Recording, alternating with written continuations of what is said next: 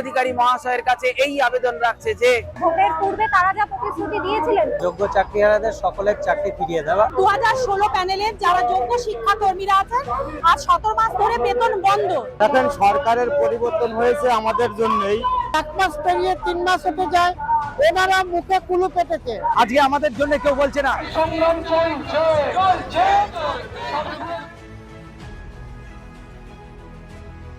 তৃণমূল আমলে চাকরি গিয়েছিল, পরিবর্তনের বাংলাতেও রাস্তায় সেই যোগ্য শিক্ষকরা 2016 প্যানেল আজকে রাস্তায় নেমেছে এবং তাদের একাধিক দাবি। তারা বলছেন যে মুখ্যমন্ত্রীর সরাসরি পদক্ষেপ তারা চাইছেন, কারণ তারা বলছেন যে তাদের যে আন্দোলন, সেই আন্দোলন কিন্তু এক প্রকার এই সরকারকে ক্ষমতায় আসতে সাহায্য করেছে। তাই তাদের পাশে দাঁড়ানোটা এই সরকারের দরকার।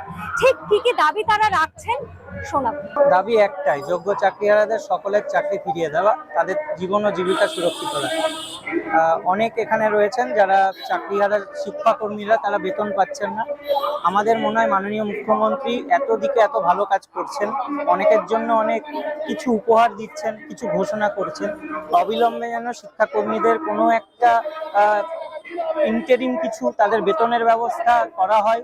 কারণ যে সুপ্রিম কোর্টের রায় আছে সেখানে শিক্ষকদের এক্সটেনশনের কথা বলা হয়েছে, শিক্ষাকর্মীদেরটা বলা হয়নি।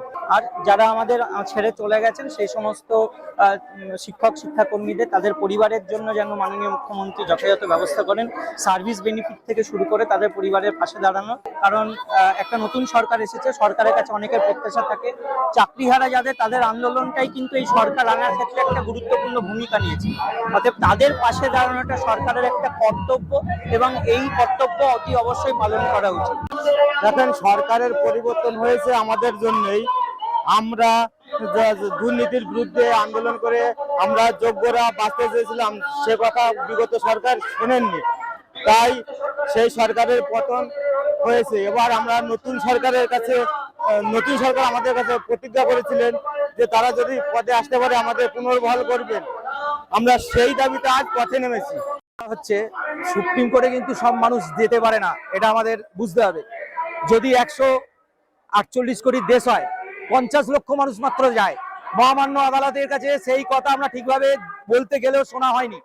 সুতরাং আমরা পুরোপুরি আদালতের কাছে বঞ্চিত হয়ে আছি।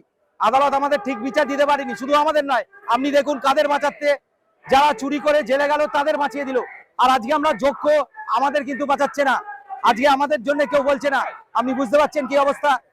আমাদের 2016 প্যানেলের যারা যোগ্য শিক্ষাকর্মীরা আছেন তাদের আজ 17 মাস ধরে বেতন বন্ধ। আমরা চাই সরকারের কাছে, এটা মানবিক আবেদন, যে ওদের অবিলম্বে বেতন চালু করতে হবে। কারণ ওদের কিছুজন পরিযায়ী হয়ে গেছে, কিছুজন ডেলিভারি করছে, ওদের অবস্থা খুবই শোচনীয়। কারণ এত লোন, পরিবারের এতজনের দায়িত্ব, তার জন্য কিন্তু তারা খুবই শোচনীয় অবস্থায় আছে। তাই আমরা চাই সরকার অবিলম্বে যোগ্য শিক্ষাকর্মীদের বেতন যেন চালু করেন এবং আমাদের প্রত্যেক যোগ্য 2016 যোগ্য প্যানেলের সবাইকে যেন পুনর্বহাল করেন। যেটা মাননীয় শুভেন্দু অধিকারী মহাশয় বিরোধী দলনেতা থাকাকালীন বলেছিলেন যে যোগ্য লিস্ট নিয়ে উনি যেভাবেই হোক আমাদের ফিরিয়ে নিয়ে আসবেন, উনি ওনার প্রতিশ্রুতি রক্ষা করুন, এটাই আমাদের কাছে মানবিক আবেদন। যখন উনি বিরোধী দলনেতা ছিলেন সেই সময় উনি বারবারই বলেছেন যে আমাদের যে যোগ্যদের বঞ্চনা, এইভাবে আমরা এইভাবে বঞ্চিত হতে পারি না, এটা উনি বারবারই বলেছিলেন। সেটাই আমরা আজকে বারবার দাবি জানাচ্ছি। মাননীয় মুখ্যমন্ত্রী, মানবিক মুখ্যমন্ত্রী, উনি সেই সময় যে প্রতিশ্রুতি দিয়েছিলেন, দয়া করে যাতে আমাদের সেই প্রতিশ্রুতি ওনার রেখে আমাদের এতগুলো পরিবারকে যাতে উনি বাঁচান। যোগ্য শিক্ষাকর্মী যারা আছেন তাদের দীর্ঘদিন বেতন বন্ধ, তারা স্কুল যেতে পারছে না, বিনা দোষে আমরা শাস্তি পাচ্ছি। পূর্বতন সরকারের দোষের বোঝা আমাদের উপর রয়েছে, আমরা বিনা দোষে শাস্তি পাচ্ছি। মুখ্যমন্ত্রীর কাছে আমার করজোড়ে নিবেদন, উনি যদি আমাদের এই যে বঞ্চনা, এখান থেকে যদি আমাদের উদ্ধার করেন, একমাত্র ওনার সহযোগিতাতেই কিছু হতে পারে। জনতার দরবারেও আমরা 3-4 দিন গেছি, আমরা ব্লাইন্ড যারা মুখ্যমন্ত্রীর কাছে বলার জন্য যে আমাদের এই অবস্থা, আমাদের চাকরি ফেরানো হোক। আমরা ভীষণভাবে অনিশ্চয়তার মধ্যে আছি, কিন্তু আমাদের দেখা হয়নি, আমরা দেখা করতে পারিনি। শুধু তাই না, ভীষণ ক্যাওসের মধ্যে পড়েছিলাম এবং প্রাণ সংশয় হয়েছিল, এত ভিড় এবং সেখানে এত মানে রাশ হয়েছিল যে আমরা সব লাইনটা গিয়ে সেখানে ভয় পেয়েছিলাম, যার জন্য আর তারপরে যাইনি, কিন্তু আমরা 3-4 দিন গিয়েছি।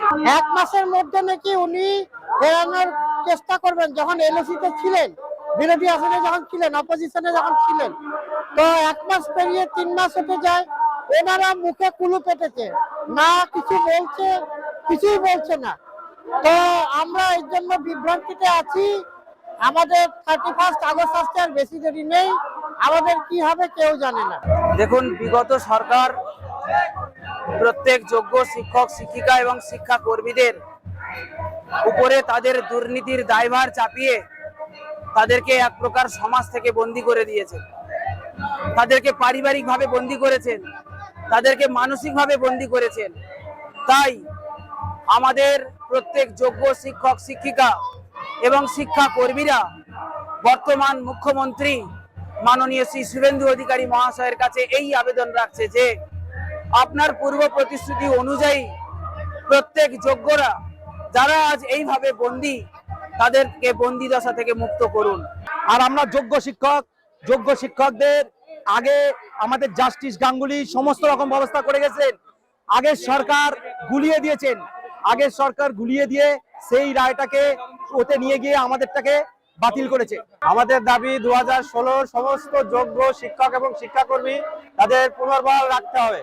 যারা যোগ্য ছিল তাদেরকে ইমিডিয়েট, আমাদের যে মুখ্যমন্ত্রী মাননীয় শুভেন্দু অধিকারী মহাশয় বলেছিলেন যোগ্যদের লিস্ট নিয়ে সুপ্রিম কোর্টে গিয়ে তাদের চাকরিতে পুনর্বহাল করবেন, তিনি যাতে তার দাবিটা প্রতিশ্রুতিটা মেনে চলেন, সেই জন্য আমরা এসেছি তার কাছে আমাদের দাবি জানাতে, আমাদের সমস্ত যোগ্যদের পুনর্বহাল করানোর জন্য।